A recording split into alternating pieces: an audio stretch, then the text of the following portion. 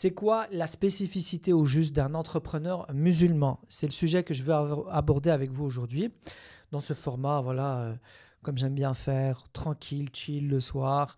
J'allume ma caméra, pas de montage et je m'adresse à vous directement. C'est une question qu'on me pose souvent en webinaire ou pendant mon accompagnement, pendant les discussions que j'ai avec les gens. C'est quoi très concrètement la différence entre un entrepreneur musulman, la vision que j'essaye de porter, la vision que j'essaye de diffuser, et un entrepreneur lambda? Alors, il y a plusieurs choses que je voudrais aborder dans cette vidéo avec vous. La première des choses qui est le plus important, selon moi, c'est l'intention. D'accord? Le but du jeu, à quoi tu joues, c'est la vision. D'accord? Pourquoi c'est tellement important? Parce qu'on sait que chez nous, en tant que musulmans, eh ben, tout commence par l'intention. C'est-à-dire qu'il suffit de prendre une action, tu mets la bonne intention et ça devient un acte d'adoration. D'accord? Et ça, c'est le plus important pour moi parce que tout mon discours, tout ce que j'essaie d'enseigner, tourne autour d'un hadith qui est « Tajiru saduqul amin ma'a nabiyyin wa siddiqin wa shuhada ». Le prophète Mohammed sallallahu alayhi wa sallam nous dit que le commerçant honnête et digne de confiance sera parmi les prophètes, les véridiques et les pieux. Parmi les prophètes, les martyrs et les pieux. C'est un hadith tellement important parce qu'en fait, il te montre que à travers l'entrepreneuriat, tu peux même te rapprocher de Dieu. Ça peut être une forme d'adoration. Tu peux être au niveau des prophètes, des martyrs et des pieux. Un hadith très important puisque, en fait, ça nous réconcilie, nous les musulmans, avec l'entrepreneuriat. Pourquoi je dis réconcilier? Parce que personnellement, moi-même, j'ai toujours vu les entrepreneurs autour de moi comme étant des gens qui couraient sans cesse dans cette dunya. Tout le temps, je me disais, en fait, ce gars-là, il est en train de se donner corps et âme pour sa boîte. Il a perdu le but du jeu. Il ne sait pas pourquoi il court. Il court, est tout le temps fatigué. Mais à quoi ça sert? Et j'avais toujours cette peur que l'entrepreneuriat soit justement quelque chose qui m'éloigne de Dieu. Et là, grâce à ce hadith, en fait, tu te rends compte qu'il y a une manière de faire du business qui peut même te rapprocher de Dieu. Pourquoi c'est tellement important de mettre cette intention-là? Parce que pour moi, ça change tout le jeu. Ça change tout. Là où les autres jouent au Monopoly, c'est-à-dire qu'ils construisent un patrimoine comme si on allait les enterrer avec, toi, à travers l'entrepreneuriat, finalement, ce n'est qu'un autre moyen pour chercher la satisfaction de Dieu. Et c'est quoi l'impact? L'impact, ça va être des décisions stratégiques. Ça va être de ne jamais oublier qu'au centre de ta vie, il y a Dieu. D'accord? C'est une chose. Il y a un entrepreneur, subhanallah, dernièrement, il a dit une phrase qui m'a beaucoup interpellé. Il a dit, j'ai décidé de, dans ma vie d'entrepreneur, faire de la place pour ma religion. Et je me suis dit, en fait, il y a un problème avec cette phrase. C'est pas faire de la place pour ta religion. C'est-à-dire que même ta vie d'entrepreneur, c'est une manière d'adorer Dieu. Et que c'est pas dans des moments creux que tu vas faire de la place, c'est que c'est le centre. D'accord? Je dis ça parce que c'est très important, ça change tout. Quand le centre de ta vie, c'est Dieu, eh ben, les décisions stratégiques que tu vas prendre, l'orientation de ta boîte, la stratégie dans ta boîte, etc., tout ça, c'est impacté. La puissance de l'intention, elle déborde, elle ruisselle, elle va impacter, elle va influencer la moindre de tes actions. Et ce n'est pas une petite place ou une couche de religion que tu mets à la toute fin. Non, non, c'est les racines même que tu portes. Et cette vision, je pense qu'elle est hyper importante et elle est vertueuse, même pour les non-musulmans. C'est-à-dire quoi? C'est-à-dire que les gens vont profiter de quoi? Ils vont profiter d'avoir à côté d'eux un entrepreneur qui porte une éthique, qui porte des valeurs dans sa manière de travailler. D'accord? Et ça va aider tout le monde, puisque c'est la deuxième chose que je voulais aborder, c'est la différence entre un entrepreneur normal et un entrepreneur musulman. C'est que la première, on l'a dit, c'est l'intention et la vision. La deuxième, c'est l'éthique. D'accord? Pour moi, c'est hyper important, surtout dans une société aujourd'hui qui valorise ce qui est intéressant, c'est ce que le marché veut. Ce qui marche bien, c'est ce qui vend. D'accord? Est-ce que c'est bien ou c'est mal? Finalement, on s'en fout, puisque du moment que ça vend. C'est ça. D'accord? C'est la force qui réussit. D'accord?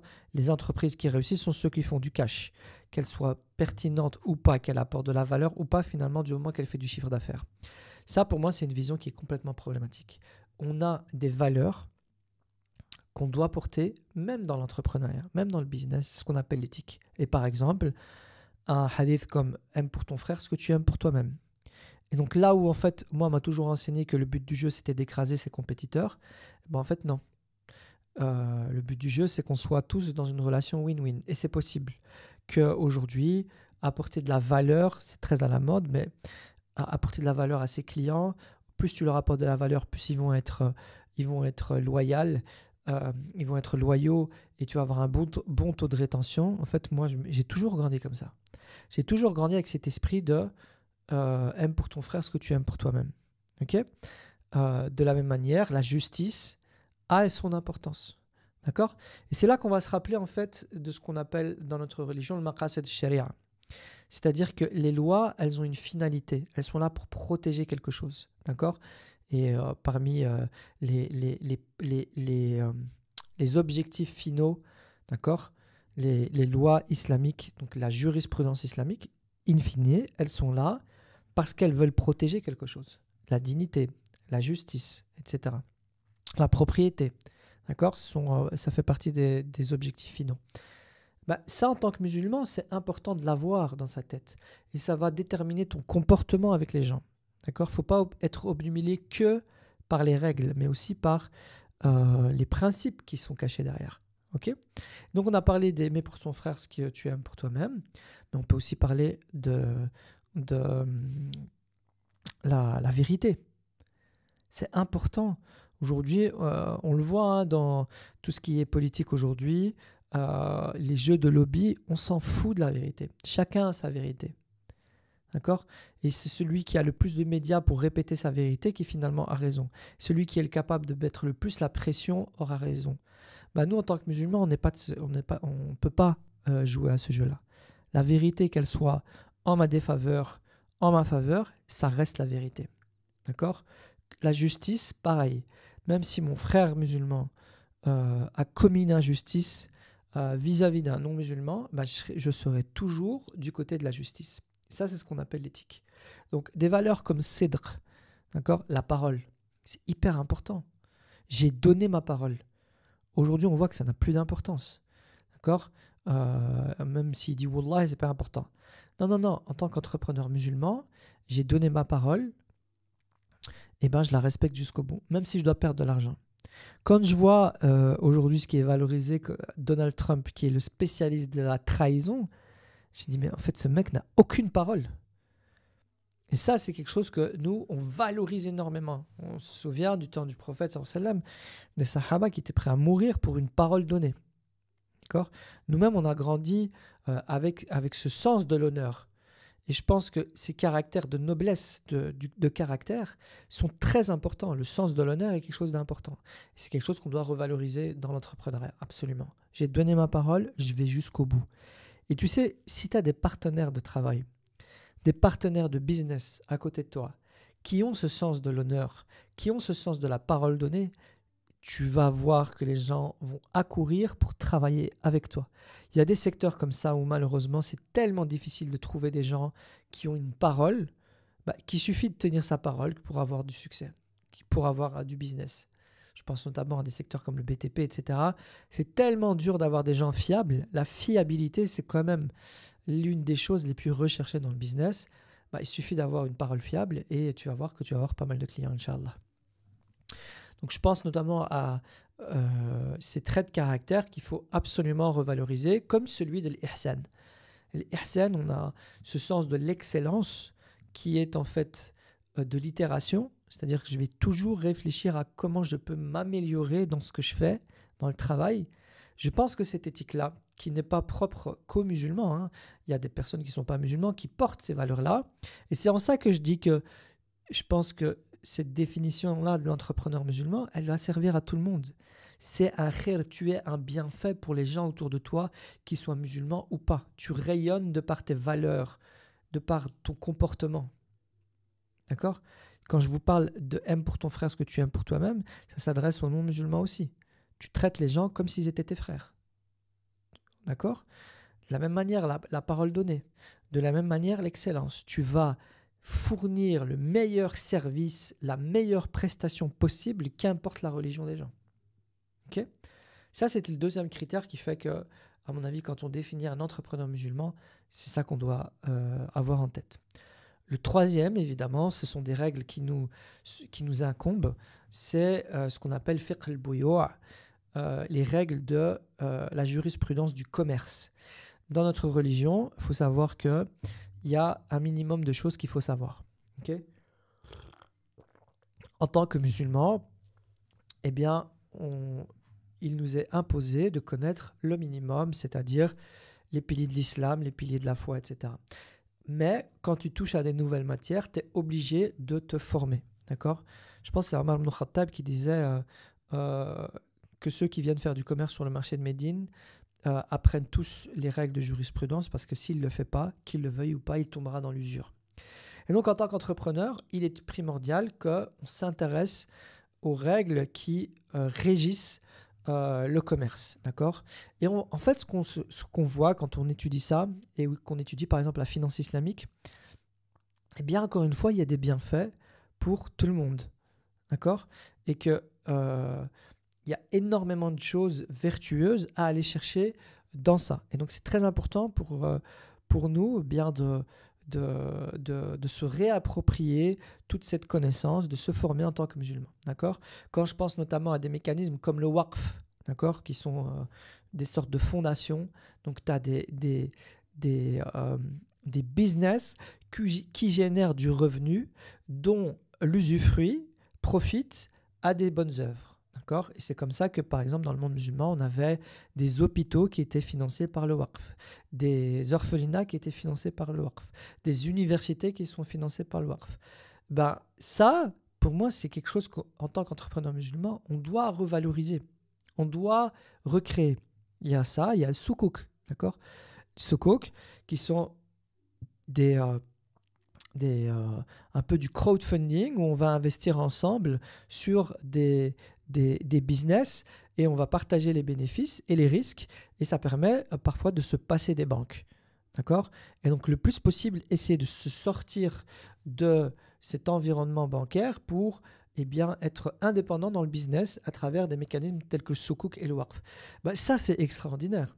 Et ça, de nouveau, ces mécanismes-là, les entrepreneurs musulmans doivent se les réapproprier. On essaye de fonctionner en dehors du système bancaire pour avoir une plus grande autonomie dans l'entrepreneuriat. Okay ? Et pour moi, la troisième chose qui est hyper importante, et c'est avec ça que je terminerai cette vidéo, le dernier élément important pour moi, c'est la question de l'impact, la question de l'utilité. Tu veux devenir riche, pourquoi faire ? D'accord ? Est-ce que c'est que pour toi-même ? C'est bien. Il y a quelqu'un qui m'écrit sur WhatsApp, là, il va falloir que je le coupe. Arrête de me parler, toi. Je ne sais pas c'est qui. Mais... donc, ce que je voulais dire, c'était la question de l'utilité. Donc, si je reviens en premier, c'était pourquoi tu fais ça ? Quelle est la vision, ton intention ? Le deuxième, c'était comment tu fais ça ? Comment tu agis ? Comment tu te comportes ? D'accord ?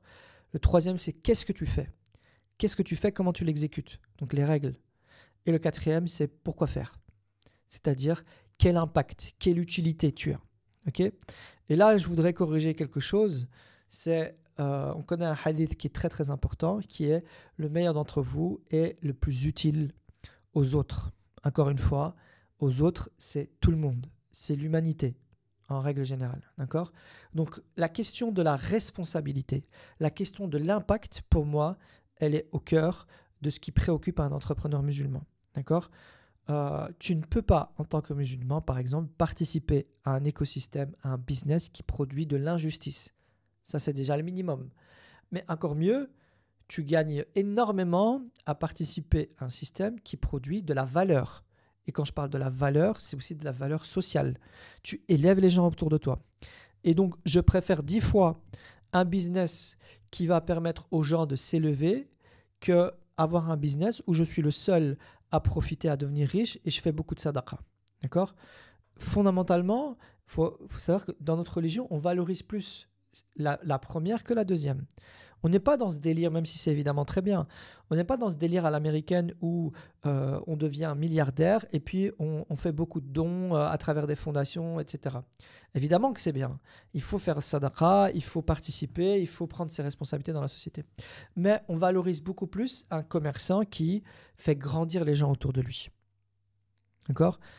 Moi, j'ai un problème avec ça. Vous en connaissez peut-être, hein, des gens comme ça qui ont un business qui est très prospère. Et cet homme-là, alhamdulillah, il est là, il fait des sadaqas et tout. Malheureusement, tous ses salariés sont payés vraiment le minimum du minimum, limite dans la pauvreté. Tous ces salariés n'ont pas de perspective d'évolution.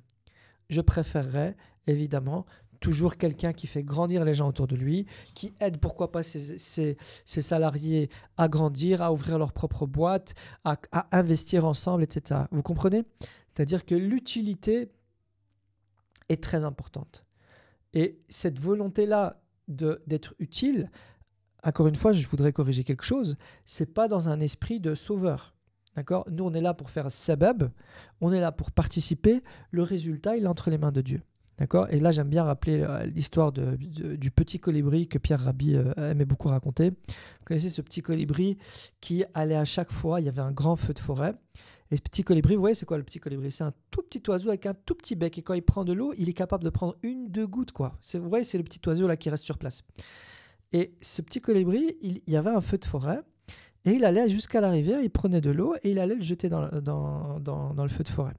Il y a un animal, je crois que c'était un renard ou quoi, un animal, soit, qui le regarde et qui se fout de sa gueule. Il lui dit, mais qu'est-ce que tu fais, toi, le petit colibri ? Tu crois que tu vas faire quelque chose avec tes 2 gouttes là en train d'éteindre la forêt ? Et le petit colibri, il continue, et l'animal, il n'arrête pas de se foutre de lui. Puis à un moment donné, le colibri il s'arrête, il lui dit, écoute, je sais que je ne vais pas éteindre le feu, mais au moins, j'aurai fait ma part. Et ça, là, c'est vraiment un état d'esprit qu'on doit avoir. C'est-à-dire que quoi qu'il arrive, c'est comme la question du boycott. Beaucoup de gens disent, mais ça sert à rien le boycott. Mais j'ai envie de te dire, c'est même pas le sujet. Déjà, c'est faux. Le boycott sert à quelque chose, ça a de l'impact sur des marques, d'accord ? Mais en plus de ça, c'est une question de principe. Si chacun d'entre nous fait sa part, eh bien, on va y arriver, d'accord ? Je me rendais compte de ça. Pourquoi je vous dis ça maintenant ? Parce que quand je vous donne ma définition de l'entrepreneur musulman, certains d'entre vous pourront dire « Bah écoute Zeki, t'es rigolo, c'est ça pour un monde de naïfs. Quand tu es dans un monde de requins, tu dois agir comme un requin. » Bah, je suis désolé, c'est faux, d'accord ? Les principes sont plus importants. La justice est plus importante, d'accord ? Et encore une fois, si toi tu fais ta part, d'autres aussi vont faire leur part. Parce que chacun fait sa part de son côté. Et Inch'Allah, on va commencer à peser. On va incarner un changement. Le plus important, c'est que toi d'abord, qui regarde cette vidéo, si tu te reconnais dans ça, incarne-toi ce changement. Et retiens toujours cette phrase, si tous les dégoûtés partent, ne resteront que les dégoûtants. D'accord ? Chaque fois que tu as envie d'abandonner, tu te dis, là, je peux pas autour de moi, là, il y a trop de gens qui sont dégueulasses, il faut que je me casse d'ici. Dis-toi, si tous les dégoûtés partent, resteront que les dégoûtants. Donc, il faut être plus intelligent et incarner ce changement, porter haut et fort ces valeurs et Inch'Allah, tu y arriveras, on représentera cette nouvelle génération d'entrepreneurs musulmans. D'accord ? Et si jamais tu veux concrétiser ton projet professionnel avec nous, on est le collectif Tariqa Pro. On a un programme d'accompagnement où on enseigne tout ce que je viens de te dire dans le détail et il suffit de prendre un call avec moi, Inch'Allah. Tu regardes ici dans la description et on aura l'occasion d'en parler. Si jamais tu veux comprendre plus profondément notre vision, je t'invite à regarder nos autres podcasts où on explique dans le détail tout ça. Ça va ? Yallah. Encore une fois, salam alaikum, on se retrouve pour un prochain contenu.